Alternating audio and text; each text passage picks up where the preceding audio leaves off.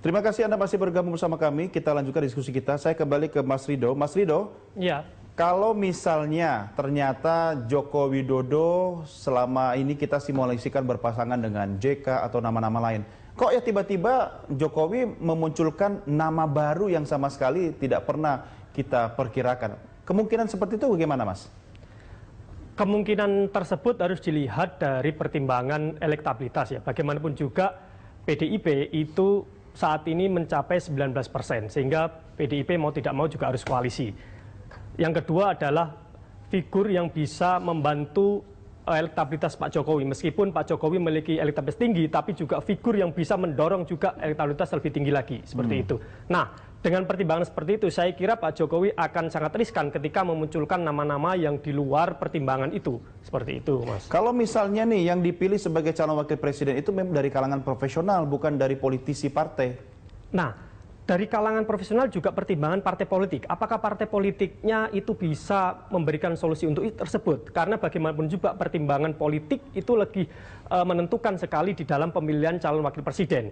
Seperti itu, Mas. Ketika partai-partai politik nanti anggota koalisi juga menentukan siapa calon wakil presidennya, saya kira tetap saja partai politik akan menunjukkan tokoh-tokoh yang memiliki tingkat elektabilitas tinggi, mendampingi Pak Jokowi juga sebagai tokoh yang memiliki kedekatan kimiawi dengan Pak Jokowi, seperti itu.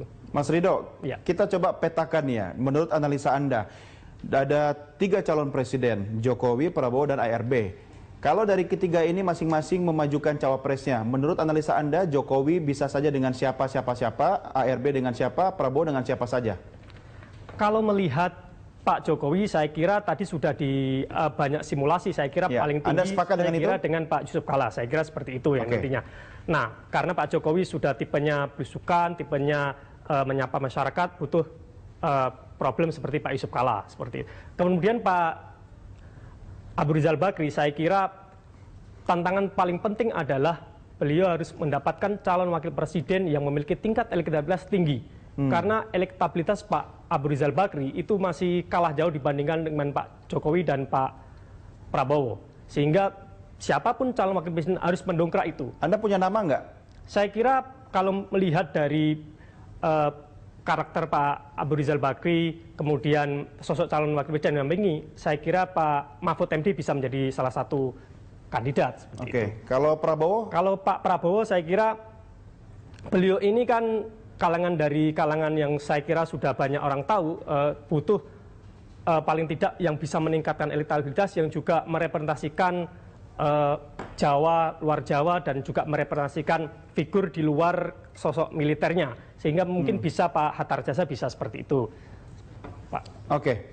Baik, Mas Rido, terima kasih sudah bergabung bersama kami. Oke, terima kasih. Sampai ketemu lagi, Mas Rido. Sukses buat Anda. Sukses, terima kasih. Ya, saya ke Mas Hadi dulu. Untuk kata kuncinya, Mas Hadi, bagaimana kira-kira menjelang Pilpres ini, apakah akan terjadi sebuah perubahan yang signifikan? Karena pemilih Indonesia ini kan, saya tidak tahu loyalitasnya, militansinya sebesar apa sih, sehingga nanti bisa digiring ke sebuah figur tertentu, atau tiba-tiba Anda punya analisa yang berbeda dari situ? Kalau kita melihat perilaku pemilih kita melihat bahwa party ID di Indonesia itu sangat rendah sekali. Jadi pemilih kita itu sangat cair sekali. Jadi mereka akan tergantung di mana kondisi pada waktu itu. Nah, kemudian dalam waktu yang rentang waktu tidak begitu lama, untuk perubahan secara signifikan itu tidak akan mungkin terjadi, mustahil. Namun setidaknya dengan pemilih pemula bagaimana?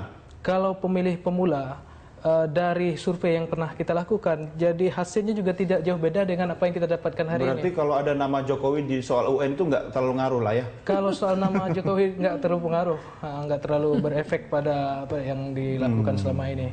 Tapi yang paling penting kita melihat dengan catatan bahwa ke depan Jokowi ini kemungkinannya dengan siapa, kemudian Prabowo dengan siapa, kemudian ARB dengan siapa.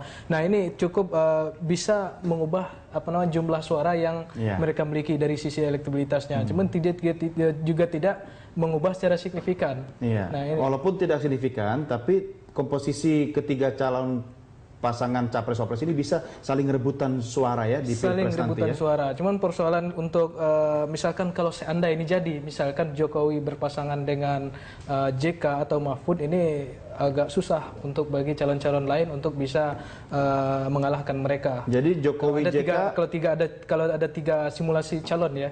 Jokowi JK, Jokowi Mahfud itu pasti menang. Peluangnya besar sekali karena kita melihat dari sisi elektabilitas dari calon wakil presiden sampai hari ini tidak ada elektabilitas calon wakil presiden yang di atas 17,5%. Oke.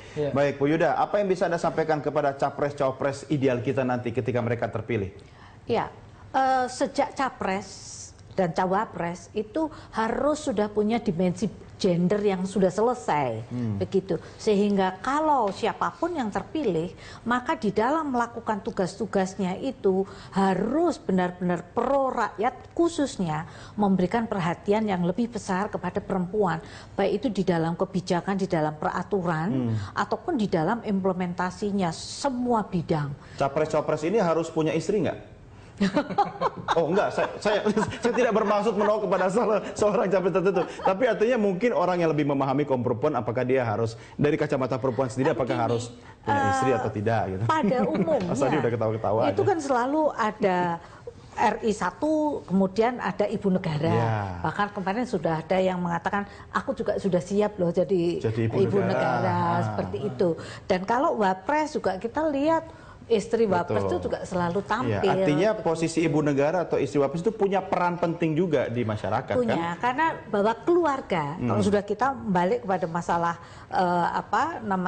domestik gitu, ya ada bapak, ada ibu, begitu idealnya kan seperti itu, sehingga anak-anak juga menjadi satu unit terkecil. Siapapun yang jadi presiden, wakil presiden atau ibu negaranya, rakyat juga yang menentukan nanti ya. Yang perempuan punya suara yang sangat besar dan kami sudah sepakat untuk mempromosikan, untuk ikut mendukung siapapun capres cawapres yang memang punya komitmen pro pada perempuan, untuk kemajuan perempuan. Baik. Tidak hanya di politik, semua sektor. Bu Yuda, terima kasih sudah bersama kami. Sukses buat Anda. Mas Adi, terima kasih. Sukses buat Anda. Jangan lupa gunakan hak pilih di Pilpres nanti ya. Sampai ketemu lagi.